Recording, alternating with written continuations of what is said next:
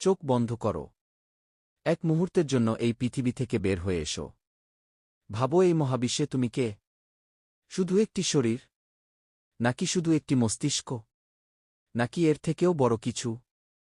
আজ আমরা শুরু করছি বিজ্ঞানের যাত্রা। এটি শুধু একটি ভিডিও নয়। এটি শুধু তথ্য নয়। এটি একটি জাগরণ। আমরা এমন এক সময়ের মানুষ, যেখানে হাতে আছে পৃথিবীর সব তথ্য, কিন্তু প্রশ্ন করার সময় নেই। আমরা জানি মোবাইল কিভাবে কাজ করে, কিন্তু জানি না আমাদের মস্তিষ্ক কিভাবে কাজ করে। আমরা জানি গ্রহের নাম, কিন্তু জানি না এই মহাবিশ্ব কেন সৃষ্টি হল। বিজ্ঞান বলে প্রতিটি কিছু একটি কারণের জন্য ঘটে। ধর্ম বলে প্রতিটি কিছু একটি উদ্দেশ্যের জন্য। কিন্তু যদি দুটোই সত্য হয়? আজকের বিজ্ঞান বলছে মহাবিশ্ব বিস্তৃত হচ্ছে। সময় আপেক্ষিক, বাস্তবতা নমনীয়।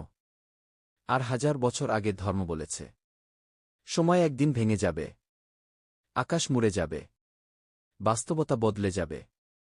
এটি কি কেবল কোইন্সাইডেন্স, নাকি একটি গুপ্ত জ্ঞান? এই চ্যানেল ব্লাইন্ড ফেইথ শেখায় না। আমরা প্রশ্ন করতে শেখাই।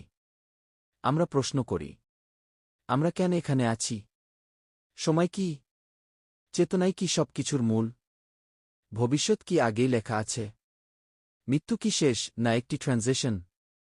একবার ভাবো, তুমি এখন এই কথা শুনছ, কিন্তু এই মুহূর্তটা কি সত্যিই ও এখন? পদার্থবিজ্ঞান বলে গতকাল, আজ, আগামীকাল একসাথে বিদ্যমান। তাহলে তুমি কি ভবিষ্যতেও কোথাও আছো?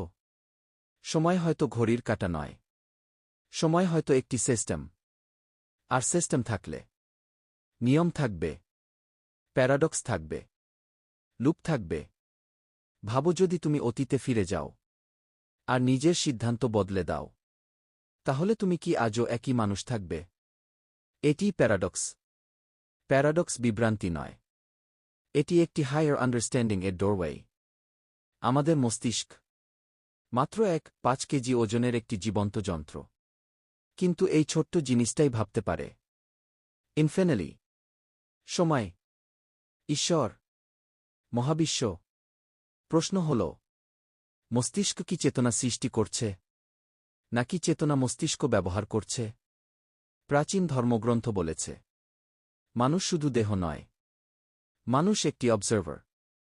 আধুনিক বিজ্ঞান এখন বলছে যখন বাস্তবতা লক্ষ্য করা হয় তখনই তা কলাপস করে। তাহলে প্রশ্ন হল, কে কার দিকে অবজার্ভার?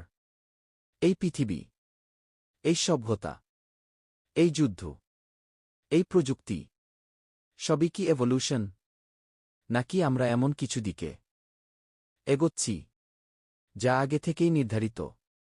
আর্টিফিশিয়াল ইন্টেলিজেন্স আজ শিখছে চিন্তা করতে। আগামীকাল হয়তো এটি অ্যাসিস্ট্যান্স নিয়ে প্রশ্ন করবে। কিন্তু এই কি কখনো ব্যথা অনুভব করতে পারবে? ভালোবাসা অনুভব করতে পারবে? অর্থ খুঁজে পাবে? নাকি অর্থ শুধুমাত্র কনশিয়াস বিইংসের জন্যই? ধর্ম বলে মানুষ পৃথিবীর প্রতিনিধি। বিজ্ঞান বলে মানুষ মহাবিশ্বের একটি অ্যাক্সিডেন্ট। কিন্তু যদি মানুষ একটি এক্সপেরিমেন্ট হয়? এই চ্যানেলে আমরা অনুসন্ধান করব সময় কেন ভাঙে, বাস্তবতা কেন বদলায়, ধর্ম কেন প্রতীক ব্যবহার করে, প্রাচীন সভ্যতা এত অ্যাডভান্স ছিল কেন, মানব মস্তিষ্কের আসল ক্ষমতা কতটুকু, মৃত্যুর পরে কি হতে পারে, আর সবচেয়ে বড় প্রশ্ন, আমরা কোথায় যাচ্ছি? শুনো, তুমি দুর্বল নও, তুমি ছোট নও। তোমার ভিতরে আছে প্রশ্ন করার শক্তি। আর প্রশ্নই সভ্যতা গড়ে। যারা প্রশ্ন করে না তারা ইতিহাসে হারিয়ে যায়। যারা প্রশ্ন করে তারা ভবিষ্যৎ তৈরি করে। এই চ্যানেল কোনো উত্তর চাপিয়ে দেয় না। এই চ্যানেল তোমাকে ভাবতে বাধ্য করে। কারণ একবার তোমার মন খুললেই এটি আর আগের মতো থাকে না। আজকের পৃথিবী ভাঙছে, পুরনো বিশ্বাস ভাঙছে,